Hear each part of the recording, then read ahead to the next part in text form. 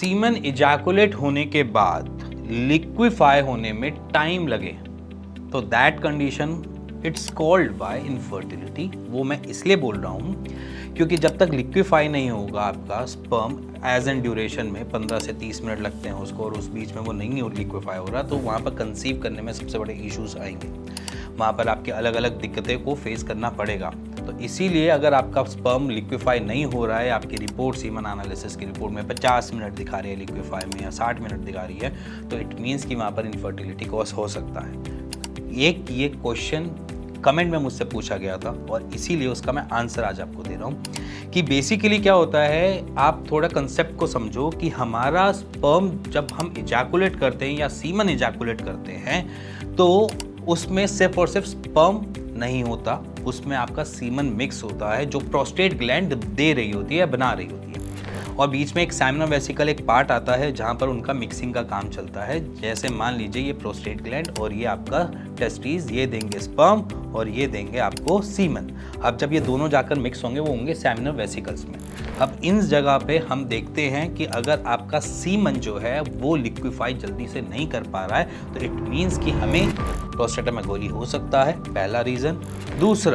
दूसरे रीज़न में ये होता है कि मान के चलो सेमिनल वेसिकल्स का खुद के अंदर का जो मिक्सिंग का कंडीशन है वो ढंग से नहीं हो पा रहा, इजी भाषा में। सो बेसिकली अगर सेमिनल वेसिकल्स में अगर वो सेमिनल लिक्विड अगर वो रिलीज भी कर रहा है बट उसकी फॉर्मेशन ढंग से नहीं हो सकती, उसमें क्या पता कमी ऐसी हो कि वहाँ पर जिंक की कमी हो या फिर प्रोटीन की कमी हो जिसकी वजह से लिक्विफाई नहीं हो रहा। अब समझ में आ गया कि हमारी रिक्वायरमेंट क्या है, और इसके साथ साथ हमारे को अगर कोई इन्फेक्शन हो जाता है तब भी सेम प्रॉब्लम आ जाती है।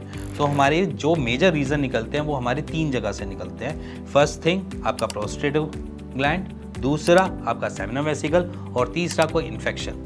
अब इन तीनों को हमने कैसे ठीक करना है, अब समझ में तो आ गया कि भैया चलो यहाँ से हमें प्रॉब्लम हो सकती है। तो सबसे पहला जो बेस्ट थिंग है वो है आपका टेस्ट। देखो सबसे पहले हम टेस्ट करवाएंगे, उसमें रूल आउट करने की कोशिश करेंगे कि क्या होना है क्या नहीं होना। आप पूछोगे कौन सा टेस्ट, तो सबसे पहले आप यूएसजी स्कैन करवा लो लोअर एब्डोमेन का, जिसमें थोड़ी सी क्लैरिटी मिल जाएगी कि क्या हो रहा है क्या नहीं हो रहा। अगर प्रोस्टेटामेगाली बन रहा है तब दिक्कत आएगी, ठीक है। वैसे देखा जाता है अर्ली स्टेजेस में नहीं देखा जाता है, अप्रॉक्सीमेटली हम 40 की अबव ही देखते हैं कि प्रोस्टेटामेगाली कहीं बन रहा होता है। बट अगर जेनेटिक डिसऑर्डर है या कोई भी ऐसा डिसऑर्डर है जिसमें प्रोस्टेटामेगाली अर्ली स्टेजेस में बन गया तो वो रूल आउट होगा पहले तो।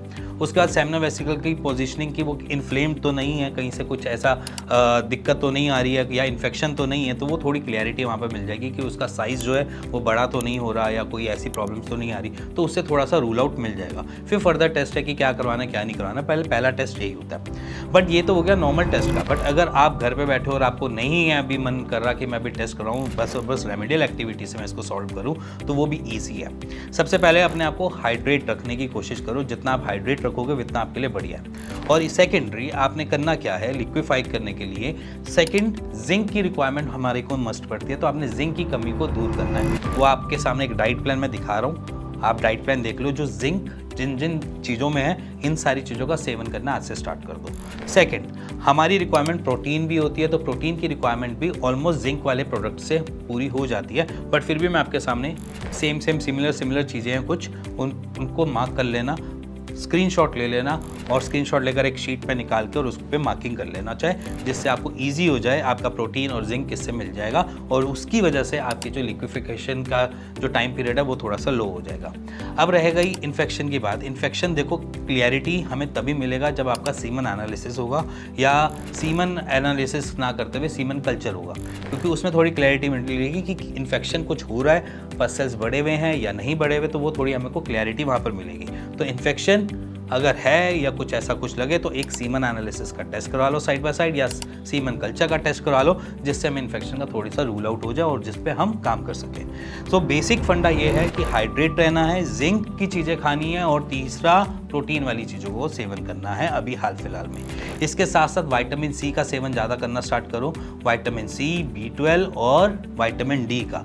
अगर ये सारी चीज़ें आपको मिलती रहती हैं तो आपकी लिक्विफिकेशन थोड़ी कम हो जाती है। और कभी कभार हम ये भी देखते हैं कि किसी और डिसऑर्डर्स में भी हम ये देखते हैं कि सीमन का जो लिक्विफिकेशन है वो थोड़ा कम हो रहा है, किसी बीमारी जैसे फीवर आ गया, हाई ग्रेड फीवर, तब भी हम देखते हैं कि वहाँ पर जो हमारा स्पर्म है या जो हमारा सीमन जब निकल रहा है वो थोड़ा जेली फॉर्म में निकल रहा है। अगर आप ऐसा भी कुछ देख रहे हैं अपनी डे टू डे की रूटीन में तो, और बुखार में है या फीवर के बाद ऐसा कुछ हो रहा है तो वो नॉर्मल है, उसमें पैनिक होने की ज़रूरत नहीं है। इसी के साथ अगर आपको कोई भी ऐसा जानकारी चाहिए जिसके लिए आप पूछना चाहते हैं, जिसके बारे में आप क्यूरियस भी हैं, तो आप कमेंट कर सकते हैं, मैं उस पर आपके लिए वीडियो बनाऊंगा।